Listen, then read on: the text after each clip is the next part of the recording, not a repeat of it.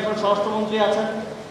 মাঝে মধ্যে মনে হয় যে তিনি হয়তো প্রধানমন্ত্রী অথবা রাষ্ট্রপতি, কিন্তু তিনি তার স্বরাষ্ট্রমন্ত্রীর দায়িত্বই ঠিকভাবে পালন করছেন না, কিংবা করতে এক ধরনের অনীহা আমরা তার মধ্যে দেখি। তো আমাদের এর বাইরেও আমরা খুব অস্বাভাবিক এক ধরনের বিষয়ে ইদানিং দেখছি, যেটা আমরা হয়তো অনেক আগে দেখতাম, যে একই ধরনের কিলিং, যেমন এখন গলা কেটে হত্যা করাটা আমরা দেখছি একটা ট্রেন্ডের মতো হয়ে গেছে। সব বিভিন্ন জায়গায় একই সাথে একই ধরনের ঘটনা ঘটছে।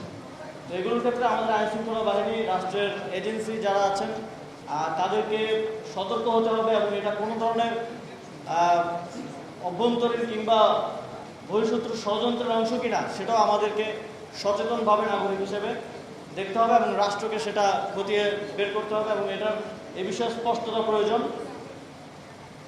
আমরা সরকারের প্রতি আহ্বান জানাতে চাই যে আপনারা এদেশের নাগরিকের নিরাপত্তা যদি নিশ্চিত না করতে পারেন, বারবার আমরা শুনেছি অন্তর্বর্তীকালীন সরকারের সময় যে নির্বাচিত সরকার না থাকার কারণে আইন শৃঙ্খলা, নির্বাচিত সরকার না থাকার কারণে মব হচ্ছে, নির্বাচিত সরকার নেই এই কারণে দেশের খারাপ যাচ্ছে, নির্বাচন হলেই সব সমাধান হয়ে যাবে।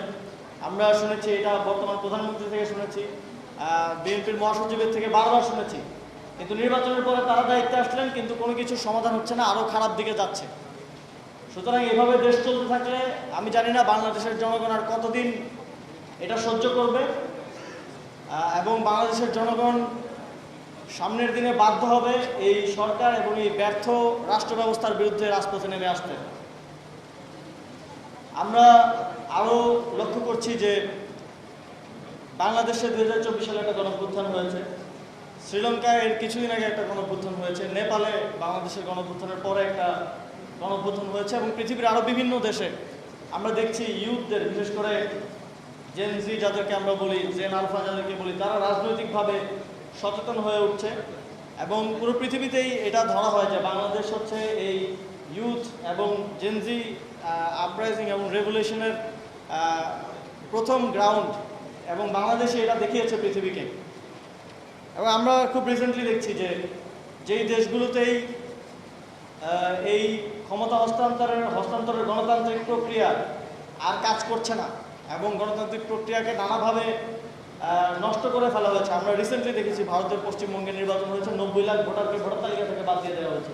এখন আবার বলা হচ্ছে তাদেরকে নাকি বাংলাদেশে পুশব্যাক করা হবে। সেটা নিয়েও আমরা আমাদের সরকারের কোনো স্ট্রং রাজনৈতিক অবস্থান আমরা পাই নাই দুঃখজনকভাবে। তবে আমরা দেখছি যে এই যে গণতান্ত্রিক প্রক্রিয়া নষ্ট হয়ে যাওয়া, এই যে ফ্রিডম অফ স্পিচ নষ্ট হয়ে যাওয়া, এবং জনগণকে এক ধরনের রাষ্ট্র কাঠামোর বিরুদ্ধে দাঁড় করিয়ে দেয়, এই জিনিসগুলো কিন্তু বাংলাদেশের জুলাই গণঅভ্যুত্থানের পূর্ববর্তী সময় ঘটেছে, এবং সেটাই বাংলাদেশের জনগণকে, বাংলাদেশের ইউথকে, আপনাদেরকে, আমাদেরকে রাজপথে নেমে আসতে বাধ্য করেছে। তো আমরা দেখছি যে ভারতেও ঠিক একই পরিস্থিতি আস্তে আস্তে তৈরি হচ্ছে। উগ্র হিন্দুত্ববাদী বিজেপি সরকারের বিরুদ্ধে ভারতের জেনজির একটা প্রতিবাদের নতুন ভাষা আমরা দেখতে পাচ্ছি।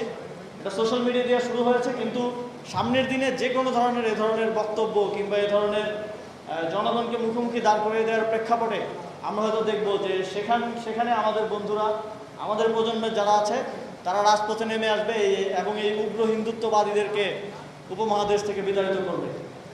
এবং এরা তো অনেক কিছু বলে, আমরা শুনি, হাস্যকর অনেক কথা বলে, যে এরা বাংলাদেশ দখল করবে, মিয়ানমার দখল করবে, পাকিস্তান দখল করবে, নেপাল, ভুটান দখল করবে, কিন্তু এরা এদের দেশ থেকেই অতি দ্রুত সময়ের মধ্যে বিতাড়িত হবে। এবং সেটা পুরো পৃথিবীতে যে গ্লোবালি যে জেনজি আপরাইজিং হচ্ছে, এই আপরাইজিং শুধু গণঅভ্যুত্থানের ফরম্যাটে না, অনেক জায়গায় তো শুধু রাজনৈতিক সচেতনতার ফরম্যাটেও হচ্ছে। এই জেনজি আপরাইজিংটা আমাদের পার্শ্ববর্তী দেশেও আমরা সামনে হয়তো দেখব, এবং সেই পরিস্থিতিটা তৈরি হচ্ছে। আমরা সেই জনগণের সাথে, সেই জেনজিদের সাথে আমাদের রাজনৈতিক এবং কূটনৈতিক সম্পর্ক দিয়ে আগামী দিনে একটা সুন্দর উপমহাদেশ গড়ে তুলব ইনশাআল্লাহ।